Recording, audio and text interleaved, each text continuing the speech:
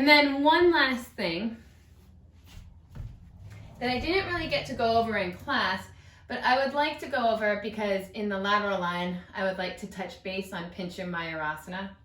And a nice little prep for this is waking up the shoulders, right? We were doing some forearm planks.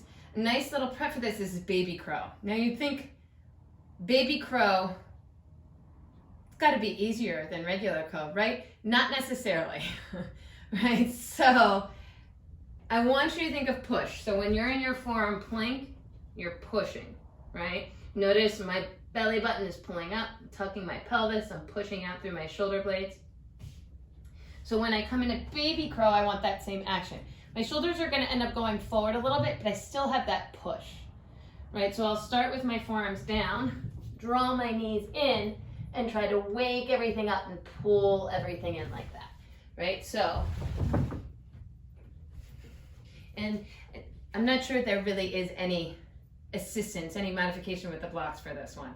It kind of just is you're waking up this area, you're drawing your knees in, you're squeezing those knees in towards your armpits, and you're just lifting, right? So I press my forearms down, I protract, shift forward, draw those knees in, and then try to lift my butt up, right? So play there for a little bit, and if you have any questions on that, get back to me. And then let's take it into that funky Pincha variation, right? This is the pose I wanted to work on, and then I just ran out of time. But that doesn't mean you can't play with it, right? Because you have these flows and you have these different things on record, so you can always go back, warm up, and play with them, right? So there's a way to come into Pincha, funky Pincha, with a block assist. And you do that like so. So I'm gonna place my block on the highest height, up here. Fingertips in front, rest that shoulder down. Now this arm's gonna come down, right? I wanna try to keep my elbow underneath my shoulder. I'm gonna tuck my toes, knees are down, they start down, I lift up, right? Now I'll pull this heel in. Now notice, I think I have to walk this hand forward a little bit more.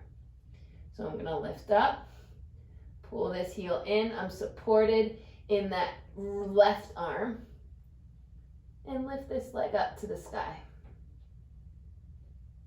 All right, I'll show you from the other side.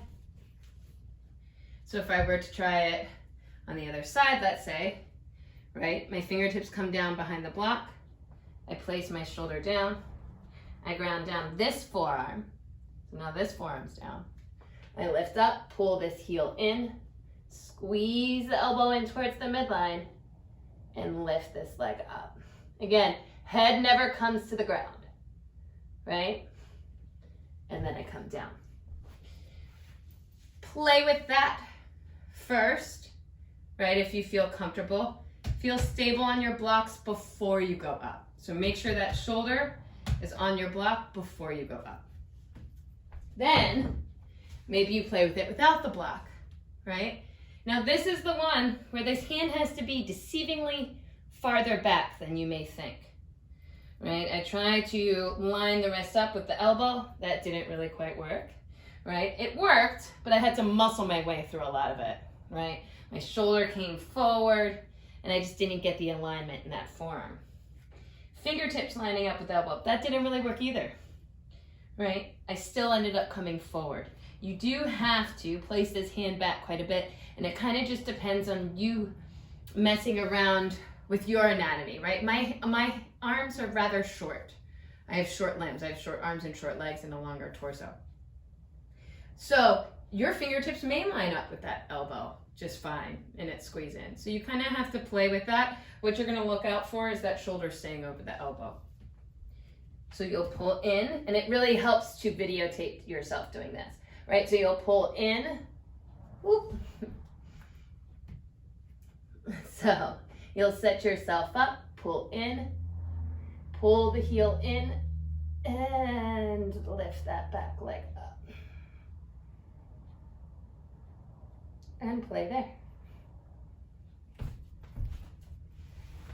That brings us to regular Pincha Mayurasana, right? Forearm stand. Now, I know people that can have their fingertips straight forward, right? But know that that is pretty hard on your shoulders. There's nothing wrong with interlacing your hands and clasping them. There's nothing wrong with working your hands into prayer or grounding down your palms, right? Just know that. Give yourself that permission. I certainly keep my hands in prayer. Yeah, it's a little too much on my shoulders to have my hands out. I can. Do I want to? No. So a lot of times I don't. Right, so I can do it that way. It's just a lot harder on my shoulders. Like my hands want to creep in and I want to open, right? So why not let myself? Why don't I bring my hands into prayer? Great. I can watch my elbows, right? When my hands are out, my elbows want to prolate out so much. So just keep my hands in prayer. Now, if you have the hands interlaced, you'll feel it's more secure, right? Because those palms are together, you're pressing together, and you can kind of activate through, you're a little bit more present in the arms. So keep that in mind, right? And we'll go over Pincha more. I just kind of want to hit it up just briefly for you guys since we're playing with the funky Pincha, right? So you will want to make sure that the shoulders are open. Maybe visit your dolphin, right? And if you're going to practice with the hands together into prayer, maybe visit the dolphin here. Do a couple of these. Make sure everything is warm, just like with any of these, right? And when you attempt, right, you want to try a controlled lift. So a nice little hop, right? If we bring too much energy behind the hop, then it's more likely we'll lose our balance. You want to reach up with the top leg, make sure the hips are square, right? And then maybe that bottom leg joins the top leg. Keep trying to ground down through the pinky side of your hand and keep pushing into the forearms. And come down. So if you try full Pincha, again, I'll be going over that more as we visit the lateral line in week 3. But do try to keep pushing with the forearms and just little gentle hops, right? Not much, not out of control. The more out of control you are, you can always do this against a wall. The more out of the control you are, the harder it's going to be to get that balance, right? My hips are moving around, my spine's moving around. So I want to try to come into it with as much control as possible. And you can bend this back leg, kind of reach those toes towards that foot, or reach the foot towards those hands, right? And if this is your Pincha in the beginning, great. You're just looking on feeling the balance and being upside down. Eventually, you can bring the feet together. Hope these help. And there'll be more to come. Any questions? I'm here. Have a good weekend. Bye.